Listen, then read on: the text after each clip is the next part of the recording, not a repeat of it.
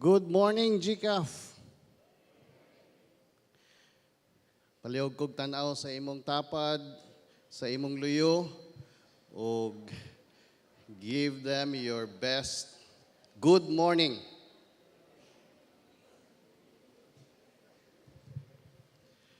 Magampo ta.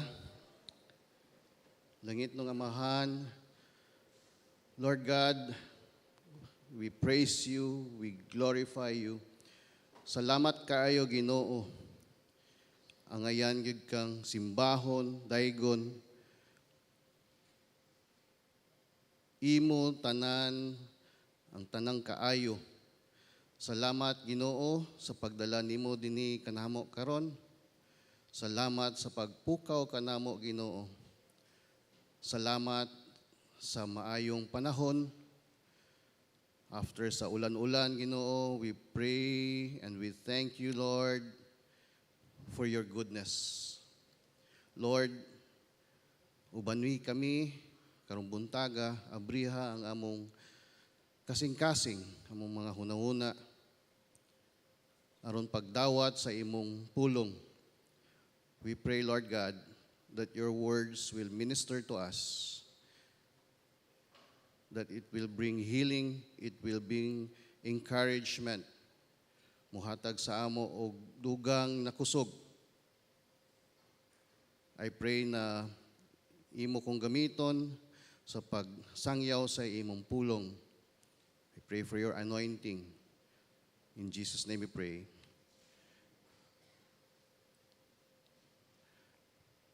Kinsa dinhi sa ato ang more than 10 years or 20 years na nagatrabaho. Siguro ang uban sa ato, consider na nila na human na ang ilang trabaho.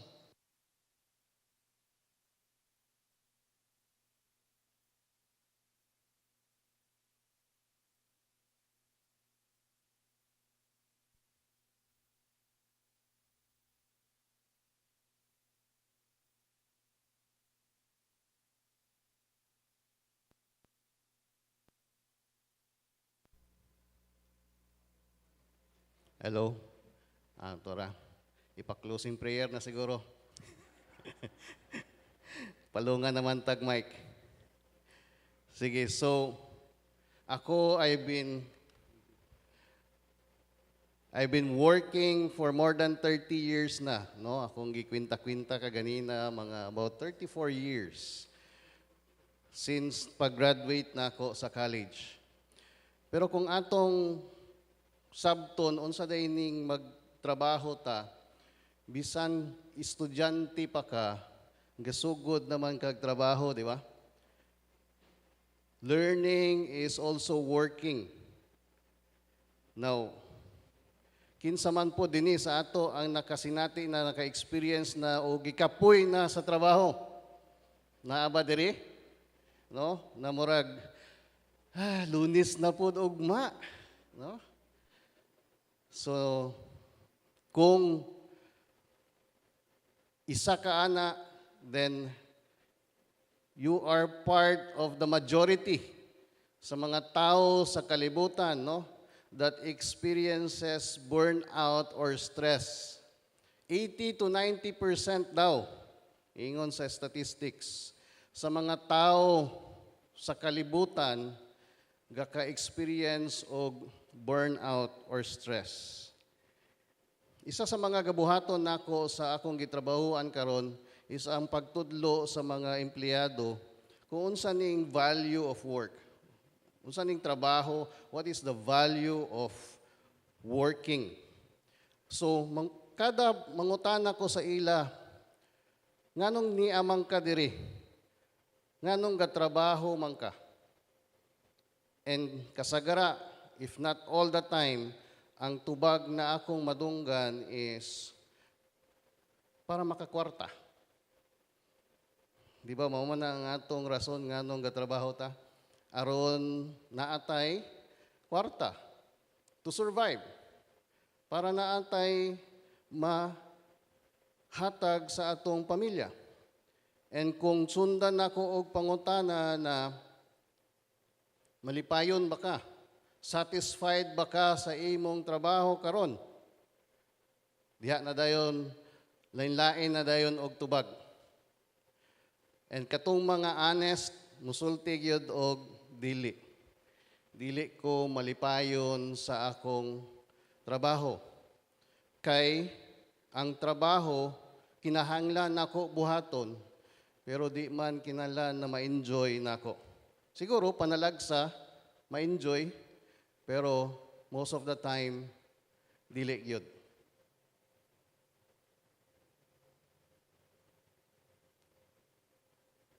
Bisag unsa pa man ang imong gabuhaton, sa imong trabaho, naa ka diha sa field, naa ba ka sa construction, naa ba ka sa medical field, naa ba ka gatrabaho sa opisina, or diha ka sa balay, isa ka housewife, that's also work.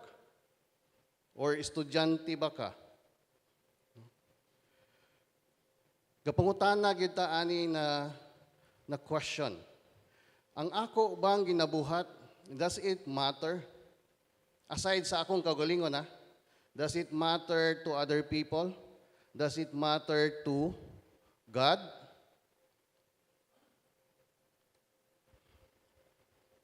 Kay kung atong hunaw-naon bitaw, kung atong isuma total ang tanang oras sa atong pagtrabaho, if we total it and then if we lump it together, that will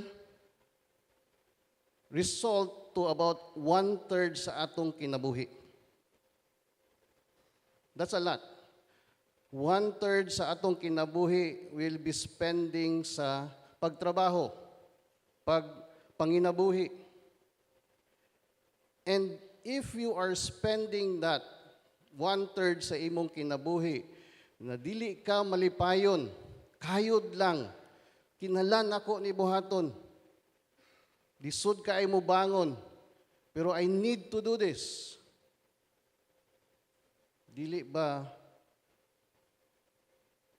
It's sad, right? It's sad. But we have to be real. No? Sometimes ang atong routine 8 to 5, kada adlaw, that's Monday to Friday, for some Monday to Saturday. Kapoy kayo. Kapoy kayo ang magtrabaho. Pero, mao ni ang akong gusto na ipaabot sa inyo karon. That your workplace, ang imong gitrabahoan or ang imong trabaho, dili lang na for survival. It's not just a means for us to survive. It can be a platform for influence and worship. Have you ever considered that? Na ay pulos, na ay bili ang akong pagtrabaho, dili lang para sa ako o sa akong pamilya. It can be very meaningful. Ingon ni Pablo, there is such a thing as a wasted life. Kinabuhi nga walay pulos.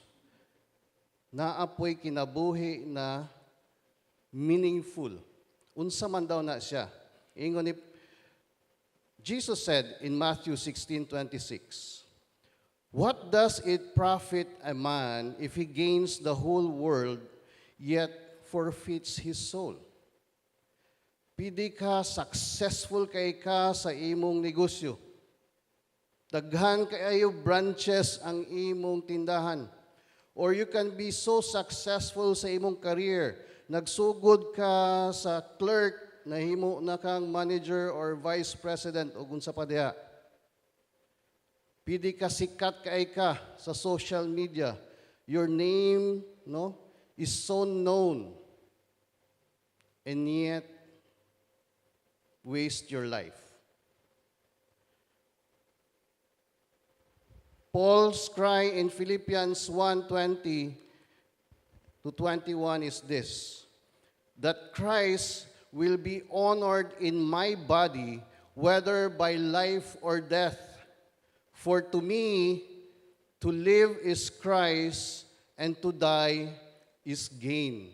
Mao ni ang giingon ni Paul. So, sa ato pa, pasabot ani is, a wasted life di ay, dili man di ay ni siya about poverty or wealth. It's not about daghan kay kwarta or wala kay kwarta. That's not what a wasted life is according to the Bible. What is a wasted life? A life na imuhara. You live it for yourself only. Therefore, a meaningful life is a life that magnifies God. A life that is lived for someone else, dili lang para sa imo or sa imong pamilya. Ang kinabuhi na glorifies and magnifies the one who created you. A wasted life, according to the Bible, is a life lived for self, a life for profit alone, or for worldly success, but not for the glory of God. It's when your 8 to 5, kada adlaw, 8 to 5, is only to earn money, to earn success, or to survive, or for some, to build their name, na naa sila'y pangalan, naa sila'y identity. Some people, no, ginabutang nila ang ilang worth, ang ilang value, ang ilang bili sa unsay ilang ginabuhat. It's chasing success while neglecting your soul. It's being busy, pero you're spiritually empty. You can gain the whole world according to Jesus Christ. Pero if Christ is not your treasure, then you lose everything in the end. Pero how can our work, no, unsaon man ang atong trabaho, can glorify God? Have you asked that question? Mas masabtan nato ni kung atong sabton unsa day ning trabaho. What is work? Have you heard of this phrase? Work is worship. Work is worship. It's a form of worship. Bisan pag galuto ka, gaayo ka og sakyanan, no, you're balancing books, you're an accountant.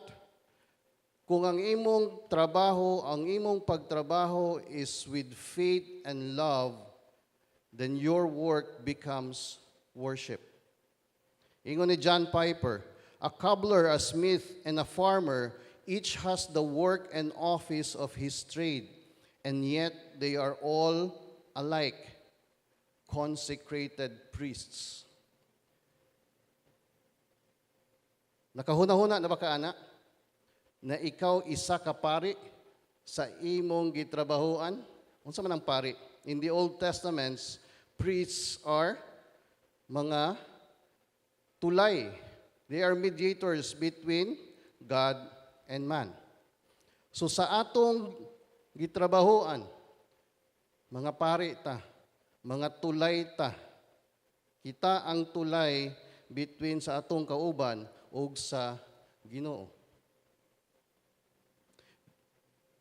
So, whether welding ka, gatudlo kag mga estudyante, ga-manage kag mga empleyado, no? Gaayo kag nay mga nay sakit, dili lang na you're just earning money. You are actually ministering because each one of us is a priest, an ambassador of Christ. Genesis chapter 2:15 reads, "The Lord God took the man and put him in the Garden of Eden." Si Adam ni gibutang sa Ginoo dadto sa Garden of Eden. Unsa may gibuhat ni Adam dadto? para lang mag-relax, maglingkod-lingkod, no, mag-chill-chill lang dito sa garden. No, according to Genesis, God put him in the Garden of Eden to work it and keep it. Sa ubang translation, the word work is cultivate. To cultivate it and keep it or tend it. Sa may pasabot niya na. Gidesign sa Ginoo ang trabaho before the fall of man. Before nakasala si Adam and si Eve, gitagaan na siya og trabaho sa Ginoo. You know, Garden of Eden is a perfect place. It's a peaceful place. Naadad to ang presensya sa Ginoo. Pero si Adam na assignment. He had a job in paradise. Ang uban siguro sa ato, naguna-una, kalami kaysa paradise, no? No? Mu-retire na ko, dadto na ko sa langit, wala na ko ibuhaton. No. God gave Adam a job to do. And it was not a punishment. Dili ito siya silot. Wala pa man siya kasala. Dili man to resulta sa sala. Nagipatrabaho siya. It was part of God's good and original plan. Kinahanglan masabtan nato ni nakamatuoran. Because a lot of people, I realize, pag magstorya ko sa ila, dinhi gagikan ang ilang problema sa trabaho. Kay wala sila kasabot unsa day ng trabaho. Nganong kinahanglan sila mo trabaho. Work did not come after sin entered the world.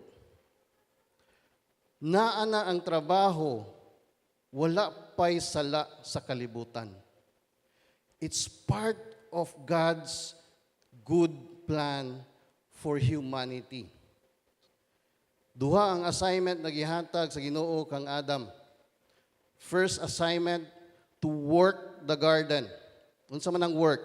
The Hebrew word for work is abad. Ang pasabot ana is to serve, to cultivate, or to labor.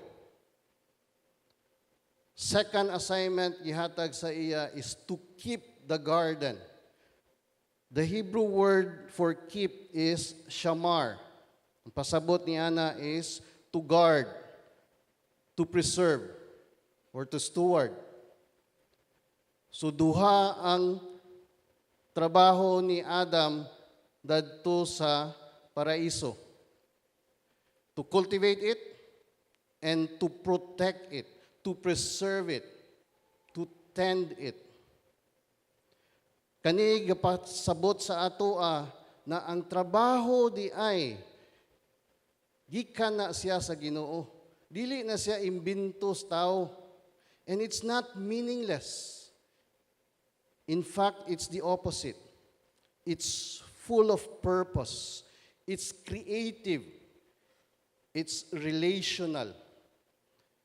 Kay it's meant to be a partnership sa Ginoo. Unsa na siya na partnership? To take care of His creation. Maunang gibutang ta diri. To take care sa unsay gibuhat sa Ginoo. And that's a lot of work. That's a lot of work. Mga igsuon, work is not a punishment. Katong mga ga-feel na o kakapoy sa trabaho, that's not punishment from God. Because your work is supposed to bring you joy. It's part of our original design. We were meant to work. I don't have time now, but after ani na kinabuhi, when we are with God, we will not just sit around. Magtrabaho mangyapon ta. Magpadayon ang atong trabaho.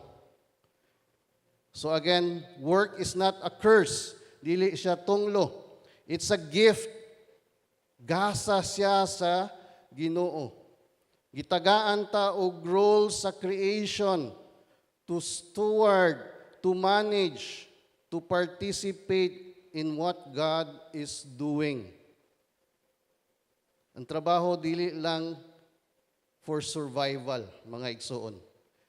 It's part of our God-given identity. Adam and Eve worked the Garden of Eden, pero dili lang to maintain it. Kanang limpyuhan, kung unsay naadya, mao na siya. No.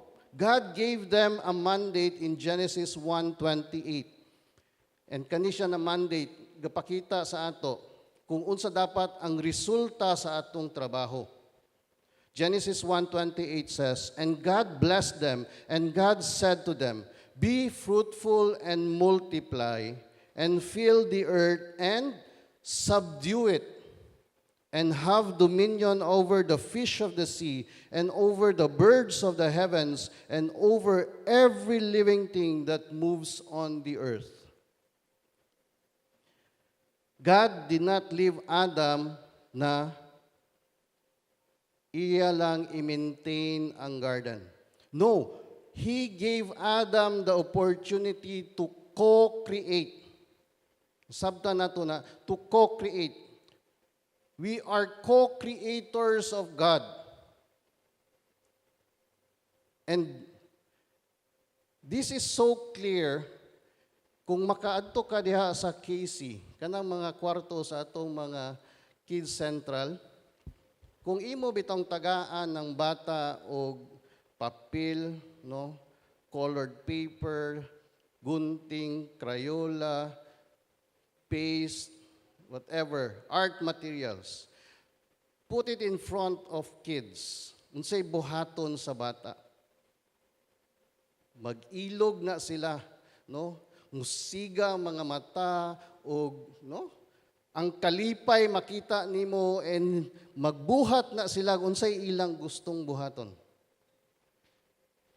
That is a God-given ability that He has given each one of us to work, to create something out of something.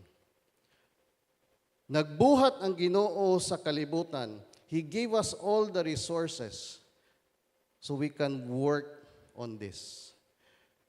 To create, to imagine, to plan, to design. Mao ning gibuhat, gihatag sa Ginoo kada usa kanato. And klaro kay na siya sa mga bata. Sadly, when children grow up, hinay-hinay gakawala na siya nakalipay sa ato. But that is the original design of God. For us to enjoy what we are doing because we are co-creators of God. To subdue the earth is not to abuse it or exploit it. Dili na pasabot na abusaran na nato ang kalibutan. Genesis 1:20 is also called the creation mandate. And this is balanced by Genesis 2 verse 2, katong assignment ni Adam, to work the garden and keep the garden. To work means to cultivate. Unsa man ang cultivate? Siguro kita tanan dinhi nakaagi naman ta sa atong elementary, no? Kanang gipa garden ta diha sa likod sa eskwelahan. Unsa day nang pasabot sa cultivate? Kung naa kay tanom, when you cultivate the plant, imo siyang tagaan sa tanan niyang panginahanglanon aron mutubo siya. Pero that's not it. Dili lang ang pagtubo sa tanom. You give the plant everything that it needs so that it will thrive. So ihatag nimo ang hangin, ang sunlight, tubig, soil. The best of them all, para ang isa ka tanom muturok, mutubo, mulambo. Dili lang na makatubo siya. Ang imong point is for it to thrive and be fruitful. That is what cultivate means. Unsa man ang gihatag sa Ginoo sa imo karon. You're supposed to cultivate it. You are supposed to make it thrive. That is the mandate of God to each one of us. And that is what it means to subdue the earth, to cultivate it. Then we protect it. Alagaan nato ang gihatag sa Ginoo sa ato.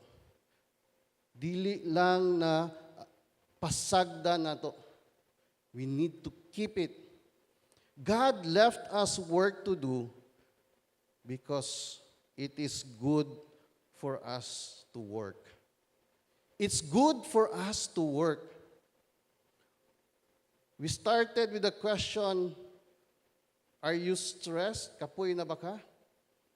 But if you realize that work is good, it's for your good, for our good, then it makes a lot of difference. Hunaw naagod ang imong trabaho, dili lang siya a means to survive.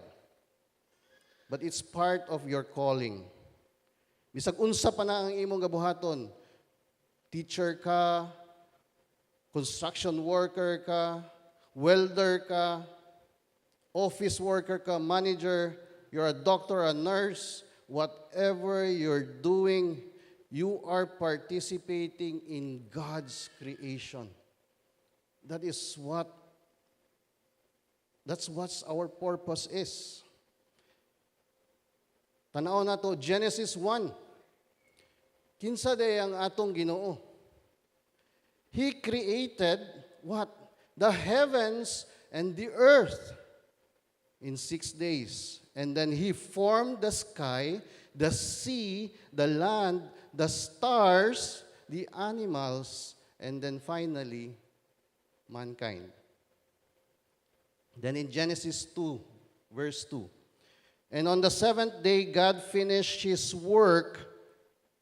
Take note, His work that He had done. And He rested on the seventh day from all His work that He had done. Ang original na worker is God. God works. And then He created us in His image. That's why He wants us to work like Him. We are workers like God. God is a creator, a builder, a designer. He's the great architect.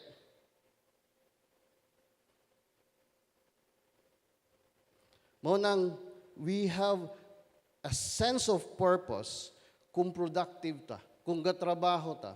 When we're achieving something, di ba, it feels good. You have that sense of productiveness, purpose. Pero kung wala kay gabuhaton when you're idle, you feel restless. Because work connects us to the image of God in us. God in us. So working connects us to God. Gibutang sa Ginoo si Adam dadto sa garden not to relax all day, but to partner with Him. Kita tanan, we are given assignments, just like Adam. A calling to cultivate, to care for, and multiply the goodness of creation. In the same way, kada usa sa ato, God has given a garden. Unsa man ang inyong garden? What's your garden? For parents, your garden may be your home, your children. That's your garden. For teachers, what's your garden? The classroom, the students. That's your garden. for engineers, for managers, for farmers, business owners, drivers, OFW, whatever you're doing. What is your garden? Your workplace, ang imong gitrabahuan. That's your garden. So kada usa sa ato na ay garden na gihatag ang Ginoo. And then we have two mandates given to us by God: to work it and to keep it. And you know, God delights when we steward our gardens well. Malipayon ang Ginoo pag makita niya na we are very good gardeners. Pero dili man ni mao ang atong nakakita karon, di ba? This is not our reality now. 80-90% of people are stressed at work. Work is not the thing that gives us joy and fulfillment. Usually, muuli ta gikan sa trabaho, unsa man atong gibati, kapoy. Sahay suko pa, init pa ang ulo, frustrated, or just plain unhappy. Mao nang naantay mga Monday blues or thank God it's Friday, no? Mao nang daghang mga tao nagapangita og mga gimmick, no? Chill entertainment, mo hang out, no? Mo uban sa barkada, ngano man, to relax, kay gikan sa trabaho, kay kapoy ang kinabuhi. You know why? Because Genesis 3 happened. What is Genesis 3? What happened in Genesis 3? Man fell into sin. Sin destroyed, giguba sa sala, tanang maayong gibuhat sa Ginoo. Apil ang trabaho. Apil ang atong trabaho. Work changed from being a source of joy, fulfillment, and flourishing. Nahimo siyang source of toil, frustration, exhaustion, and restlessness. Kapoy na ang trabaho. Because of sin, we now work in a way that is out of step sa design sa Ginoo sa trabaho. Because of sin. Think for a second. How sin affected your work. Lisod ba ang imong trabaho? Stressful ba? Ang imo bang trabaho is simply a means to survive? Para lang panginabuhi?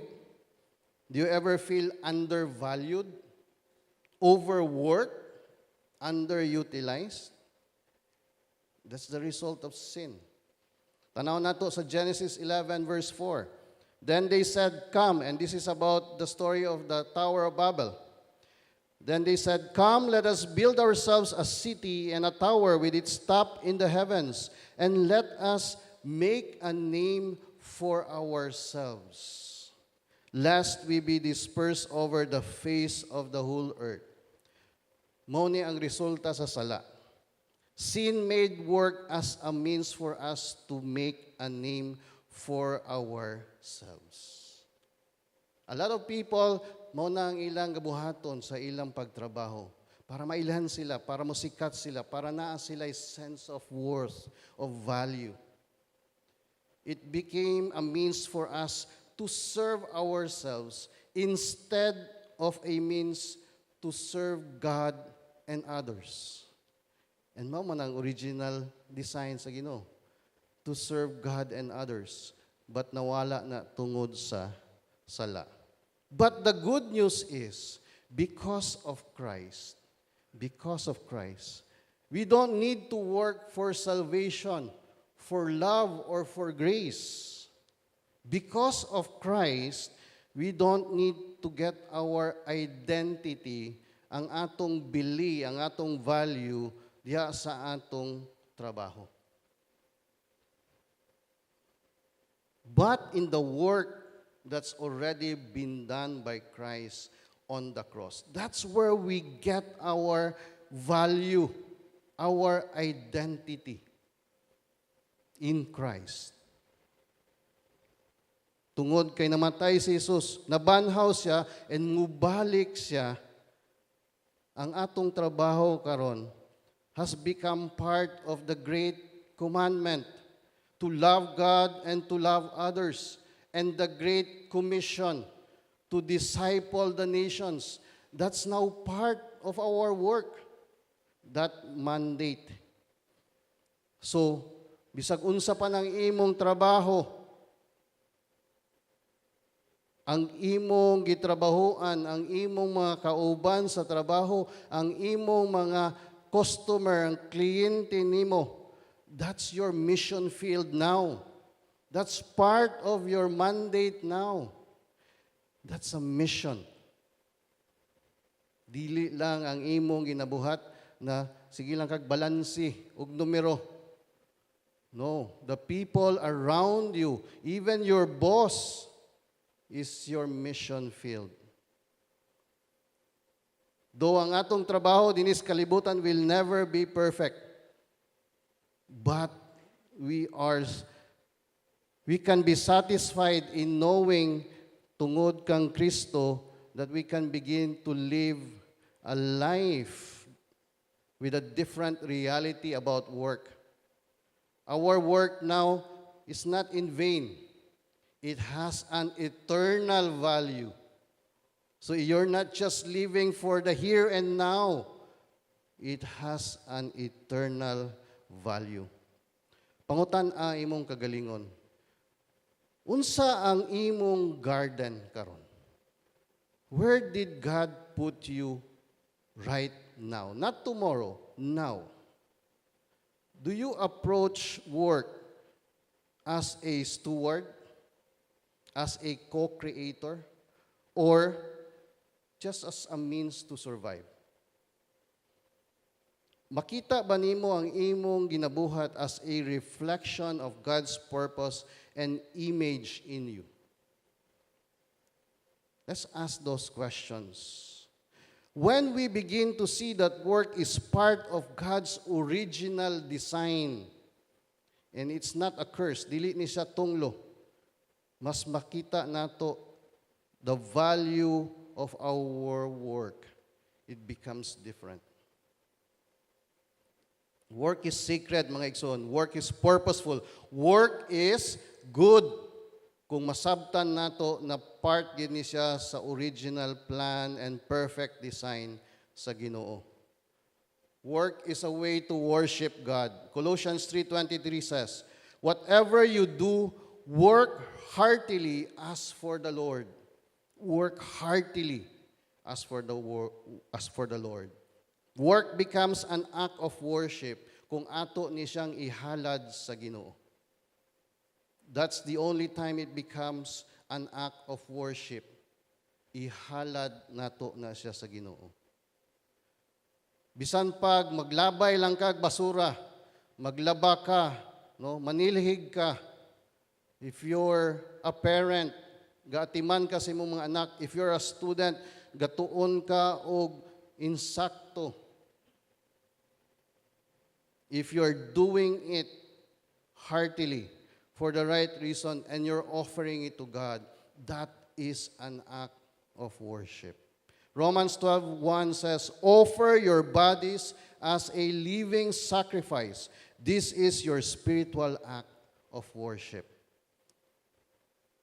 Work is a way to express our love for God and for others. Ephesians 2:10 says, "For we are God's workmanship." Binuhat tas Ginoo.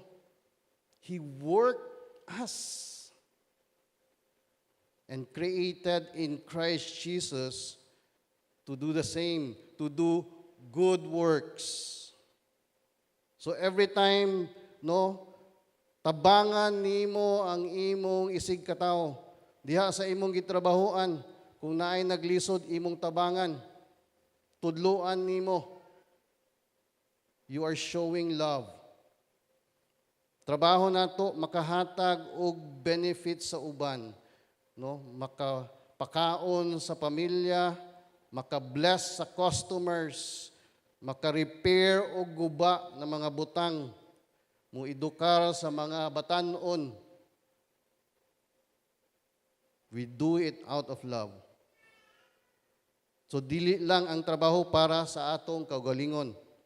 It's for the good of others and the glory of God. Work is a source of joy if done according to God's will.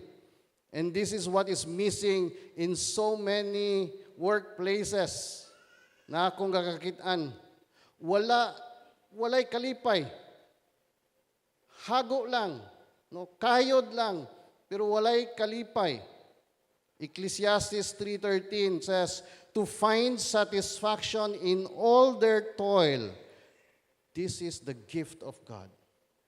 Again, to find satisfaction in all their toil. Sa tanan nilang ginabuhat, mauna siya ang gasa sa Diyos. He wants us to find satisfaction in what we're doing. Joy comes not just from success, but from knowing that you are doing what God created you to do. Kapoy man usahay, pero kung kabalo ka nga naa ka sa plano sa Ginoo, na ay kalipay, it's full of meaning and fulfillment. I'll give you 5 ways to honor and glorify Christ from 8 to 5. 8 to 5, mamana itong pagtrabaho, di ba? 8 in the morning to 5 in the afternoon. These are the 5 things. First, walk with Jesus all day. Sugdan nato sa fellowship with Christ. How do we do that? We pray. We listen. Be thankful. Be grateful sa Ginoo. Before you start your day, pasalamat sa Ginoo. Buhi pa ka. Pasalamat sa Ginoo sa trabaho na imong atubangon anang adlaw. Pasalamat sa Ginoo na gitagaan kaniya og abilidad og kusog. And pasalamat sa Ginoo na naay kalipay diha sa imong trabaho. You can whisper prayers like, Lord, please help me. While you're working, kung gatubang ka og mga lisod kayo ng mga kliyente, whisper of prayer. Lord, help me to respond with grace. Aning tawana. Walk with Jesus all day. You don't have to go to a corner and pray for 10-15 minutes. Even sa imo lang hunahuna, gaatubang ka og laing tao ga istorya mo. Walk with Jesus. Pray. Second thing we can do to honor and glorify Christ sa atong pagtrabaho, work with excellence and integrity. Ayaw awata ang kalibutan, cutting corners for profit. Ang atong trabaho should tell others, this is how excellent my God is. So ang output sa imong trabaho should be excellent para mapakita sa tanang tao na makakita anang imong gibuhat that your God is an excellent God. Lisod man kaayo, no? Kung magsangyaw ta sa ubang tao about sa Ginoo and then makita nila ang atong trabaho and then makahuna-huna siguro sila, ha? Mao ba na? Mao ba na ang isa ka Kristohanon? No? Lahi ang gagawa sa baba, lahi pod ang agi sa iyang kamot. Work with excellence and integrity. Third, let your work adorn the gospel. Unsay pasabot? Kung makita sa mga tao ang imong attitude, ang imong batasan sa trabaho, ang imong pagka-honest, your kindness, your work ethic, it should make the gospel more attractive. Lami kay paminawon ang usa ka tawo no na kanabitong maay kay mo trabaho and then suddenly one time na gakapi-kapi mo and then magstorya siya bahin sa iyang Ginoo. Murag makapaminaw kag insakto, di ba? Kisa anang tao na no maay kay mo storya Ginoo pero pirmi lang late, pirmi absent, palpak ang trabaho, murag di ka ganahag paminaw. Your work should adorn the gospel. Titus 2:10 says, so that in every way they will make the teaching about God our Savior attractive. And then next, fourth one is, serve people, not just profit. God is not against making money. Wala nag-ingon ang Biblia ni ana. But money must serve love, not the other way around. So, whether you're selling a product or providing a service, pangutan imong kaugalingon. How can I genuinely help others today? Unsaon man ako? And then fifth, earn to give and bless others. Ephesians 4:28 says, let the thief no longer steal, but rather let him labor, so that he may have something to share with anyone in need. We need to live simply and give generously. Bless missions. Take part of the ministries here at church. Bless the ministries. Support those in need. Mga kinahanglan og tabang, dili lang dinhi sa simbahan, kung asa man ka. That's how a businessman or a vendor becomes a kingdom influencer. Before I end, nay isa ka tao, isa ka Kristohanon, he's already dead. But he's a Christian businessman. And founder siya sa isa ka dakong negosyo dadto sa Amerika. His business is Chick-fil-A. He already died a few years ago, but ang iyang business still thrives until now. But something is quite different about this man. So let us watch this video for a while. See, Truett Cathy is a Christian businessman, and he believed the Bible and he lived it. That's his legacy. No? So lastly, imagine in your deathbed, no, when you are finally going to go home. Tanan ato mga material blessings, mabilin na siya. But Christ will remain. Philippians, and if you can say this at the end of your life, our life, for to me, to live is Christ, and to die is gain, then you have lived a meaningful life. Finally, mga igsuon, before I leave you this morning, let's remember this. Work is God's design. It's not our design. Siya ang nagbuhat niini. Work is worship. If we understand what it is and we offer it to God, and work is love in action, and it should bring us joy. May muntag sa atong tanan.